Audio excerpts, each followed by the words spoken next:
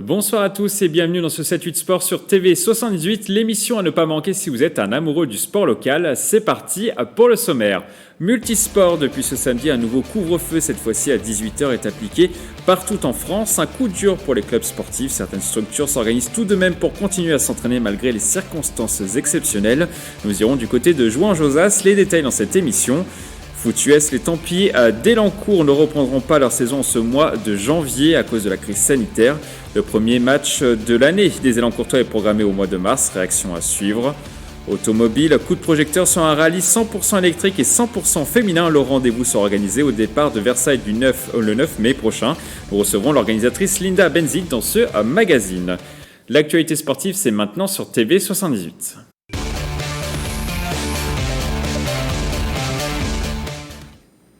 Mais avant de développer ces thèmes, on l'a appris jeudi soir dernier, les activités physiques, scolaires et extrascolaires en intérieur sont suspendues jusqu'à nouvel ordre pour faire face à l'épidémie de Covid-19. Dans les Yvelines, les gymnases et autres complexes resteront donc fermés. Les activités en extérieur restent quant à elles possibles pour le moment si elles ne se déroulent pas plus tard qu'à 18h, heure du nouveau couvre-feu décrété par le gouvernement. Ce couvre-feu abaissé à 18h est un véritable casse-tête pour les clubs locaux qui ont tenté de reprendre les entraînements depuis le mois de décembre. Du côté de Jouan-Josas, les footballeurs s'entraînent par exemple le week-end dans la journée pour garder la forme et être prêts en cas de reprise des compétitions. Un reportage de Bichente Merian Santisteban et Patrick Jacques de Dixmude.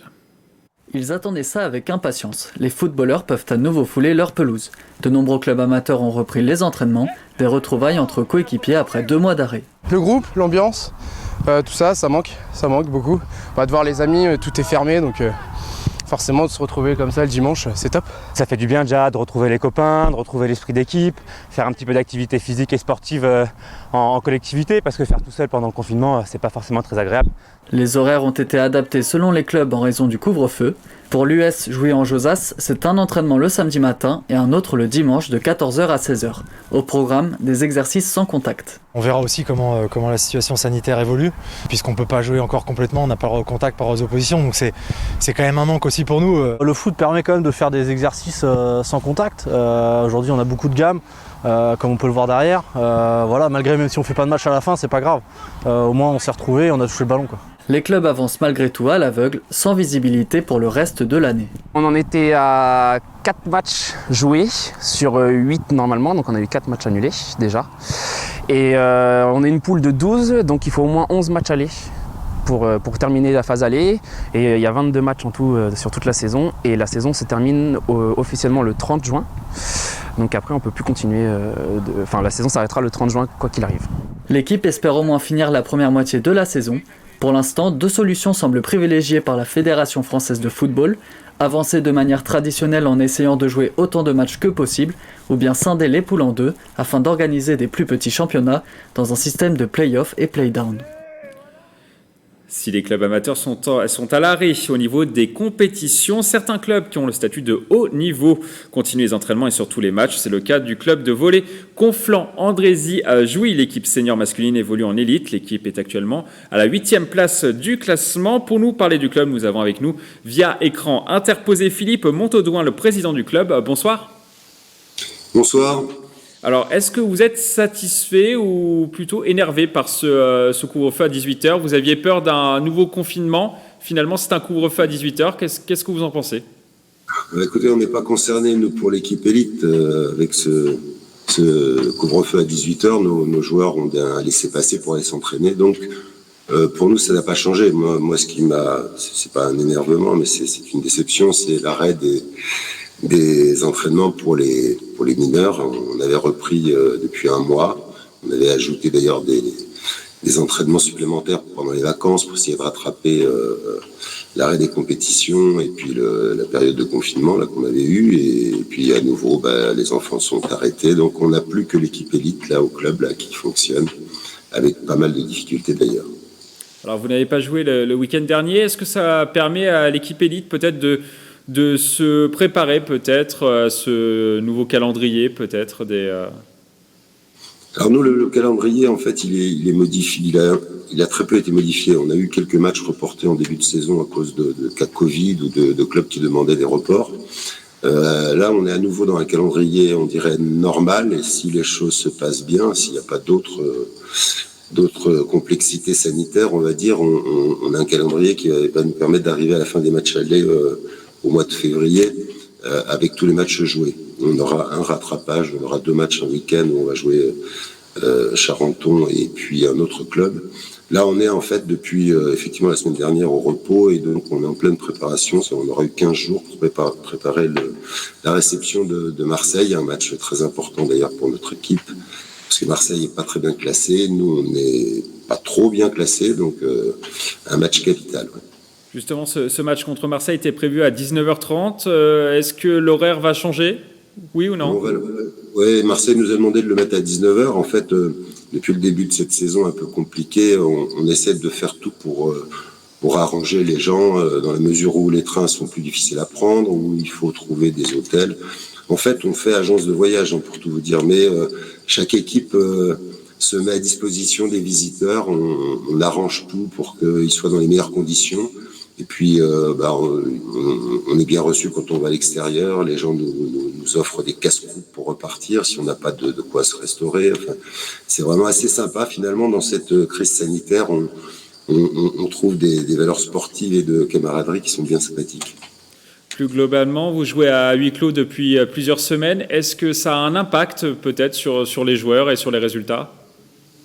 Oui, forcément. Enfin, le fait de ne pas avoir le 6e homme, comme on dit, le public, surtout à Conflans, on a un petit gymnase qui est bien rempli avec des supporters sympathiques, acharnés, et puis qui nous soutiennent bien. Ceci étant, c'est la même chose pour les 2 équipes. Ce qui nous ennuie, c'est la visibilité pour nos partenaires. Alors, on a mis en place un live, on diffuse sur notre groupe Facebook, sur notre page, on a un groupe et une page. On diffuse les matchs en direct pour que les spectateurs qui ne peuvent pas venir puissent regarder le match. Et puis on s'aperçoit qu'avec ces lives, finalement, on touche jusqu'à 1500 personnes et on ne les aurait pas dans le gymnase. Donc finalement, on a une belle visibilité pour le club. Et ça pousse les joueurs peut-être à se dépasser du coup, ce live que vous mettez en place ? Je pense pas. Je crois que non, on laisse les joueurs avec ces histoires-là. Nous, c'est plus de la com, de la visibilité du club, et puis un respect aussi des partenaires. On leur avait promis de la visibilité, donc il faut le faire. Non, je pense que les joueurs sont vraiment concentrés juste sur le match. On fait de gros travail de vidéos pour les préparer. On fait du travail de séances tactiques, techniques, juste pour mettre l'équipe dans les meilleures dispositions pour affronter les forces et les faiblesses d'ailleurs de l'équipe qu'on va recevoir. Après le reste, je pense qu'ils n'ont pas, non, c'est pas très important pour eux. Alors vous avez disputé pour l'instant 7 matchs depuis le début de la saison. Est-ce que vous pensez que la saison élite va aller jusqu'au bout ? Écoutez, je suis pas dans le milieu médical. Non, franchement, on vit au jour le jour. Vous savez, depuis la fin de l'année dernière, où on a eu une saison qui a été finalement un peu avorté entre guillemets, et puis la reprise de cette saison, on a fait commencer quelques-unes de nos équipes. La Nationale Dauphine a été obligée d'arrêter, notre Nationale 3 est arrêtée, après on a fait reprendre les jeunes, après on fait arrêter les jeunes. Donc moi je croise les doigts, s'il nous reste l'équipe élite pour parler un peu de volleyball, et on est un des plus gros clubs de la région de France, j'espère que ça va durer longtemps, et puis qu'on considérera que finalement une douzaine de personnes dans un grand espace comme un gymnase n'est pas si risqué que ça, quoi. Dernière question, Philippe Antonois. Qu'est-ce qu'on peut vous souhaiter pour la suite de la saison ?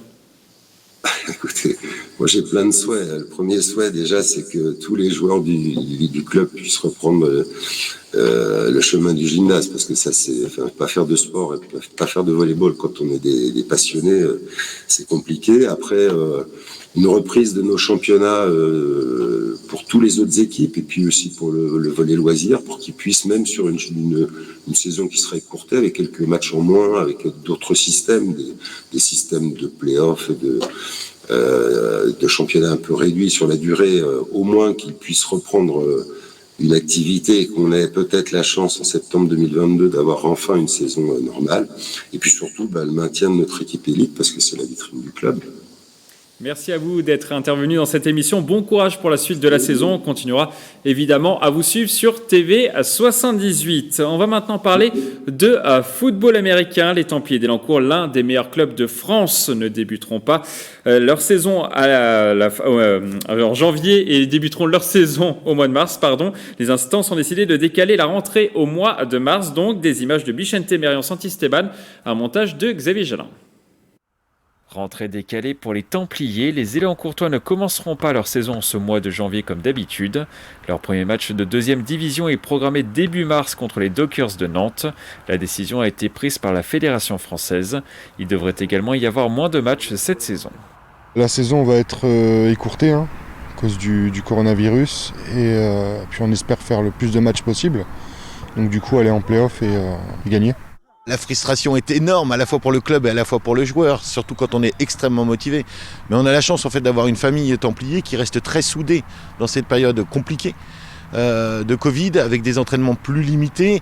Donc oui, il y a une frustration, c'est évident. Une saison décalée et des incertitudes sur le calendrier, deux éléments qui ont entraîné des baisses de sponsoring pour cette saison 2021. Le club doit donc faire face à la crise et s'adapter. Non, le club n'est pas en danger. Il a nécessité en fait qu'on prenne des décisions stratégiques et on continue à prendre des décisions stratégiques aujourd'hui pour protéger les intérêts du club, pour vivre dans ce minima en limitant les investissements. Par exemple, on se pose la question de savoir si on maintient ou pas l'arrivée d'un joueur américain cette année. S'il n'y a pas de saison, il n'y a aucune raison de faire des engagements financiers. Pour être prêt pour la reprise, les Templiers continuent à s'entraîner régulièrement. Rendez-vous début mars pour la reprise de la saison si le contexte sanitaire le permet. Un mot de voile à présent, le skipper Louis Burton est toujours en course sur ce Vendée Globe 2021 et réalise une superbe performance. Le sportif originaire de Rambouillet est actuellement en train de remonter vers les Sables d'Olonne dans l'océan Atlantique. Au classement, l'Yvelinois est actuellement deuxième après plus de 80% de courses effectuées. Le navigateur a enregistré cette vidéo pour expliquer sa situation. Il est actuellement en train de traverser le poteau noir. Regardez. C'est toujours assez éprouvant, surtout après des journées rapides, des après-midi rapides dans l'Alizé, bien établie comme c'était le cas cet après-midi. Voilà, et pour les éviter, c'est dommage qu'on n'ait pas Waze.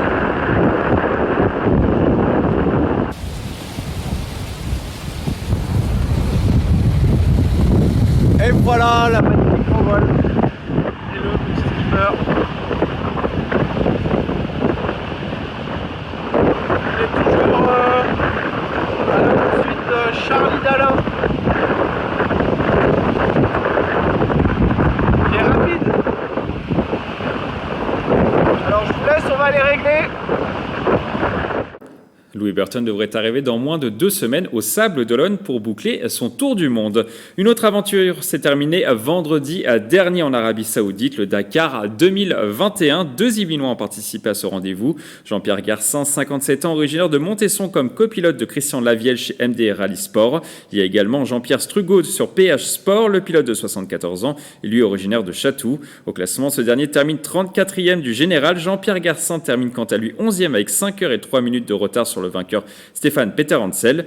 Les deux Yvelinois pourraient participer l'année prochaine à la 44e édition du Dakar. Le rendez-vous sera une nouvelle fois organisé en Arabie Saoudite l'année prochaine. On continue à parler automobile, c'est une grande première. Un rallye à 100% électrique et 100% féminin partira de Versailles le 9 mai prochain. Pour nous parler de ce rendez-vous, nous recevons sur ce plateau Linda Benzit, fondatrice de Naturel Aventure. Bonsoir. Bonsoir, Mickaël. Alors, un rallye 100% électrique et 100% féminin, c'est une grande première, une première mondiale même. Tout à fait, donc une très belle transition après le Dakar. Donc justement, des femmes qui vont partir à bord d'une voiture électrique.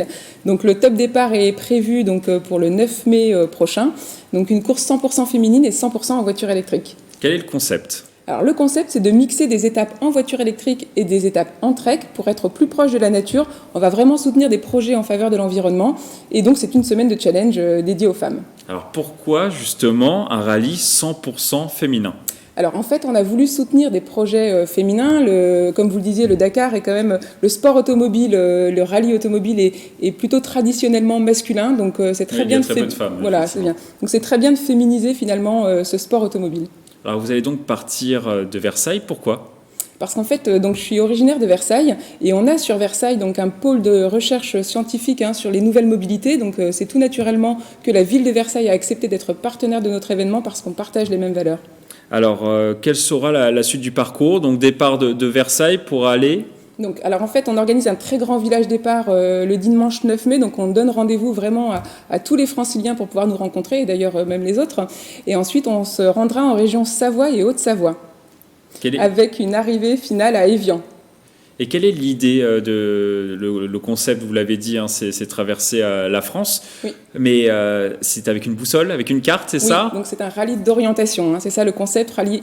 Donc il n'y a pas de notion de vitesse, 100% en navigation autonome, donc carte et boussole, les GPS sont interdits, d'ailleurs tout comme les téléphones, puisque les équipages vont naviguer avec un roadbook. Alors l'événement se déroulera du coup au mois de mai, je le disais, du 9 au 15 mai. Est-ce qu'il pourra quand même se tenir malgré le contexte sanitaire? Alors, on va tout faire. On espère, nous, en tout cas, qu'il sera maintenu. Tout est prévu pour pouvoir maintenir cette course. Évidemment, on sera dépendant des décisions du gouvernement. Je crois qu'on a besoin en ce moment quand même de projets et d'envie de participer, de prendre l'air. Donc, si on devait toutefois pas pouvoir partir, on reporterait l'événement. Alors vous l'avez dit, l'événement sera 100% électrique. C'est une volonté, c'est un peu dans l'air du temps, on peut le dire? Absolument. Donc l'idée, c'est vraiment de challenger les innovations technologiques et de pouvoir dire qu'avec une voiture électrique, on est capable de faire un rallye.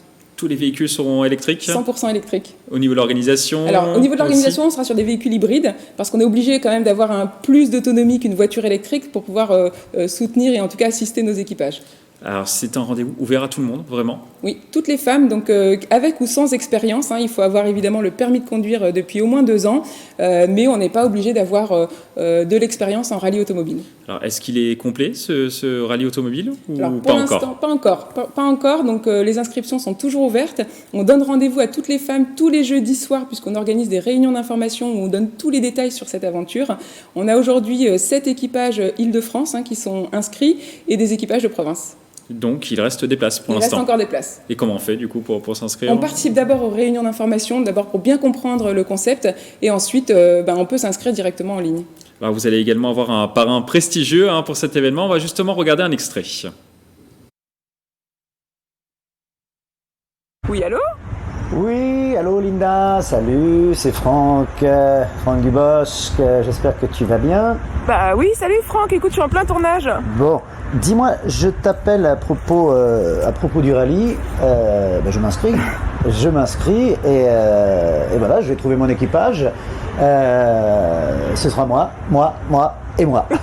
Je pars les filles, voilà, la grande aventure, c'est pour moi, it's for me. Je suis ravie que ça te plaise Franck, mais c'est un rallye féminin. Comment ça? Que pour les femmes. Mais comment ça, c'est pour les femmes? Moi, excuse-moi, mais pourquoi encore pour les femmes? Toujours pour les femmes, tout pour les femmes? Moi, personnellement, ça ne me dérange pas du tout qu'il n'y ait que des femmes dans ce rallye. Oui, je me doute bien. Si je ne peux pas venir, Linda, qu'est-ce que je peux faire? Je te propose une chose. C'est d'être le parrain. Pas la marraine, le parrain. C'est une bonne idée, ça, Franck. Je serai le parrain de la prochaine édition.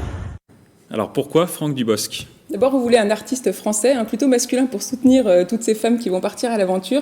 Et quand on lui a proposé, Franck Dubosc est un homme au grand cœur, donc c'est naturellement qu'il a accepté de devenir le parrain de cette aventure. Il va s'impliquer dans l'aventure? En fait, c'est lui qui va donner le top départ depuis le village de départ le dimanche 9 mai, et on devrait l'avoir avec nous pour l'arrivée. Alors, c'est une première édition. Est-ce qu'il y en aura d'autres dans le futur? Est-ce qu'il y en a déjà de programmés peut-être? Oui, tout à fait, Mickaël. Donc, on a déjà une édition 2022 France et on ajoute la Norvège. Et d'ici 2025, c'est 5 pays qu'on ira visiter. Donc, l'idée, c'est de monter en puissance d'année en année, c'est ça? Tout à fait. Chaque année, on va ajouter un pays supplémentaire. Toutes les éditions reviendront tous les ans. Donc, rendez-vous sur l'une de nos aventures. Avec peut-être plus de participantes, peut-être? C'est l'objectif aussi? Oui, on limitera de toute façon nos équipages à 30 pour chacune de nos éditions parce qu'on veut un rallye à taille humaine. Et le départ sera toujours de Versailles? Alors, pour l'édition France, oui. Et pour les autres éditions, on fera un village départ dans les pays où nous serons. D'accord, pas de Versailles forcément. Pas de Versailles forcément. Mais ça reviendra peut-être à Versailles. C'est ça. Ok. Merci beaucoup pour votre passage sur ce plateau. Le rendez-vous sera donc organisé au départ de Versailles. le 9 mai prochain, si les conditions sanitaires le permettent évidemment. TV78 sera bien sûr présent sur cet événement. On termine ce 7-8 sport par du golf. C'est une golfeuse professionnelle à suivre sur le circuit féminin. Manon Gidali a réalisé à 27 ans l'une des plus belles saisons de sa carrière en 2020 en réalisant 2 top 10. Cette sportive qui s'entraîne régulièrement au club de la Boulie à Versailles a de grandes ambitions et vise les JO de 2024. Regardez son portrait. Trouver le bon mouvement, le bon dosage. Régulièrement, la golfeuse professionnelle Manon Gidali, 27 ans, répète ses gammes sur les parcours yvelinois et notamment sur celui du golf de la Boulie à Versailles, un cocon qu'elle a rejoint à l'âge de 14 ans. Ça a toujours été un grand club. Moi, je suis arrivée ici à l'âge de 14 ans et c'est vrai que le Racing, c'était le club sportif avec tous les bons espoirs. Et donc, j'étais vraiment ravie d'être accueillie ici. Et j'étais surtout très fière de pouvoir représenter le club en golfers, de pouvoir me battre pour les couleurs bleu ciel et blanc. Son apprentissage du haut niveau est également passé par les États-Unis. À 18 ans, la golfeuse part faire ses études dans l'université d'Arizona pendant 4 années. Un vrai plus selon cette fan de Tiger Woods. Quand je suis arrivée là-bas, c'était vraiment une autre dimension, c'est-à-dire que là-bas, les infrastructures, tout est mis en place pour le sportif, pour qu'il se sente bien, pour qu'il perfe. J'ai appris beaucoup de choses, surtout notamment par rapport à l'aspect un peu mental, l'aspect stratégique, très positif là-bas. C'était une belle expérience de vie. Une expérience bénéfique. En 2016, Manon Gidali passe professionnelle. Elle est aujourd'hui la 4e Française sur le Ladies European Tour après une année 2020 réussie. Là, j'ai eu 2 années qui ont été plutôt satisfaisantes. Là, cette année, je finis 33e européenne au ranking. Ça a été ma meilleure année depuis mon passage pro. Manon Gidali veut continuer sa progression pour accomplir ses rêves, participer un jour à une Solheim Cup, une compétition qui oppose l'Europe aux États-Unis. Manon Gidali aimerait également faire partie de l'aventure des Jeux Olympiques de 2024. Il va falloir gagner des tournois, il va falloir performer parce qu'il faut marquer pas mal de points au ranking mondial. Et le ranking mondial, malheureusement, quand on est en Europe, c'est dur de marquer des points par rapport au tournoi qui est aux États-Unis. Donc, il va falloir perfer en Europe. Avant de penser aux Jeux Olympiques, Manon Gidali espère réussir sa rentrée sur le circuit européen en 2021. Objectif de sa saison, remporter une victoire et intégrer le top 15 en fin d'année.